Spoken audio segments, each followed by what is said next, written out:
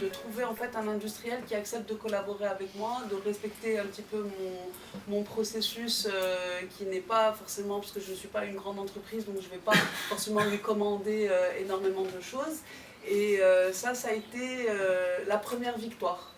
C'est-à-dire déjà de mettre en place un partenariat avec un industriel qui accepte, qui respecte déjà mon travail, qui accepte de réaliser donc, ma production. Au début, pour moi, c'était difficile d'expliquer en ma langue ce que je fais.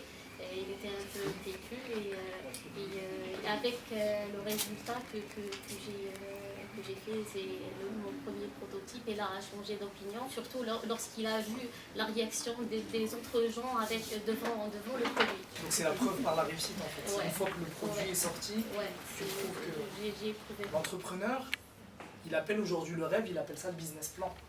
Quand on te demande de dresser un business plan, on te demande d'avoir une vision réelle sur ce qui t'entoure et on de la traduire en chiffres. Mais c'est toujours un rêve parce que c'est une projection.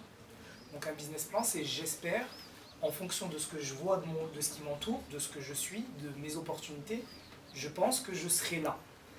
Et si tu arrives à traduire ce que tu imagines comme ton premier design, en disant moi, dans 10 ans, j'aimerais designer ça, et il faut que je passe par ça pour arriver là. Et si jamais j'arrive là, tu as été le premier à me faire confiance, et on sera ensemble quand je serai là. Maintenant, j'ai la chance d'avoir un petit réseau d'artistes, de collectionneurs, etc. Donc j'ai pu vendre quelques pièces à certaines personnes, mais on ne peut pas dire que je suis encore vraiment une structure commerciale viable à ce niveau-là.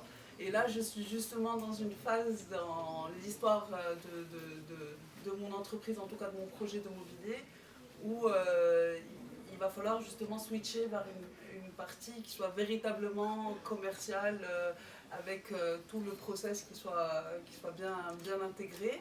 Les expositions, j'ai pas encore des points de vente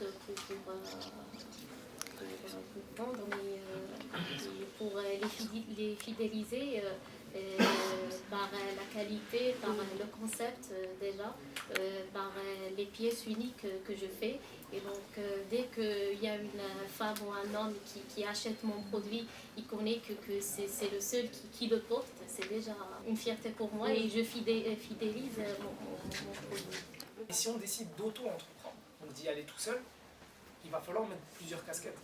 Donc il faut d'abord se poser la question, est-ce que je suis prêt à mettre plusieurs casquettes? Si je suis prêt à mettre plusieurs casquettes, alors je vais essayer de répartir mon temps. Donc je vais essayer d'apprendre et je vais essayer de continuer à créer, et à un moment donné, une fois que vos premières ventes se feront parce que vous avez bien vu le marché, parce que vous avez commencé à créer, alors vous l'embauchez. Mais il faut se poser la question, je veux auto-entreprendre, donc il faut que je me mette moi la pression d'y arriver d'abord seul si je n'ai pas l'aide financière autour de moi ou les moyens humains qui vont m'aider ou les compétences. Mais il faut être prêt à ça. Dans le domaine de la création, c'est la R&D qui prend énormément de place dans les budgets. Et à un moment, c'est sûr qu'il faut faire des choix. Est-ce qu'on continue à chercher des nouveaux prototypes ou alors est-ce qu'on développe ce qu'on a déjà fait? Et là, effectivement, il faut une vision stratégique, il faut des business plans, il faut des choses. Et c'est important de pouvoir s'entourer de compétences dans le domaine parce qu'on ne peut pas, par définition, être au four et au moulin. On vit au XXIe siècle. Donc, je pensais au fait au design connecté. Désolé, je viens de l'internet, je fais tout ce qui est informatique. En tant qu'artiste, est-ce que vous avez pensé à ça un jour? Vous avez de toucher un peu à ça, faire des meubles connectés liés à l'artisanat?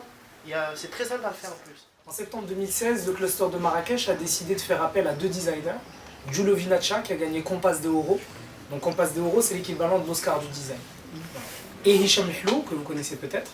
Et on a fait appel à ces 2 personnes pour collaborer avec des entreprises de notre cluster, 8 exactement, pour créer les objets de demain. Donc on a créé un workshop design qui s'appelait Redesigning the Future. Et on a fait appel à des ingénieurs, comme toi peut-être, je ne sais pas si tu l'es, mais à des ingénieurs qui sont venus avec ces fameuses puces. Et on est sorti avec du produit connecté. Donc Il y a 40 ans, 50 ans, des gens ont créé un cluster qui s'appelle la Silicon Valley. Je voudrais revenir au témoignage de monsieur. Donc en fait, si vous êtes là aujourd'hui, si on nous écoute dans le monde entier, aujourd'hui, à travers Facebook et tout ça, c'est parce qu'un jour il y a eu des gens, des Américains de la Silicon Valley, qui se disaient on va révolutionner le monde, on va changer le monde.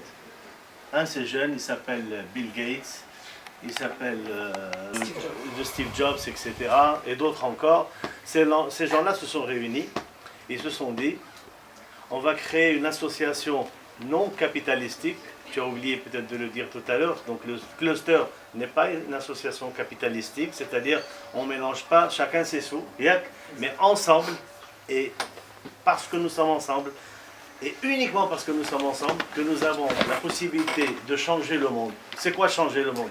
C'est-à-dire, ces gens-là imaginaient de créer le monde numérique que nous connaissons aujourd'hui. Que le cluster, si on le développe comme il faut, c'est vraiment quelque chose c'est une force extraordinaire. Faites le parallèle avec ce que je viens de dire, vous verrez qu'on peut aller très. Le design marocain a les potentialités d'aller très loin. Donc maintenant, si je puis me permettre, le seul conseil que je donnerais à quelqu'un, je dirais, qui est entrepreneur dans ce registre-là, dans le registre donc, du design des industries créatives, est le suivant. C'est que, bien sûr, il y a les institutions étatiques donc, ou autres, il y a beaucoup d'aides, il y a beaucoup de choses. C'est surtout de rester focalisé donc, sur la voie donc, de la créativité. Okay?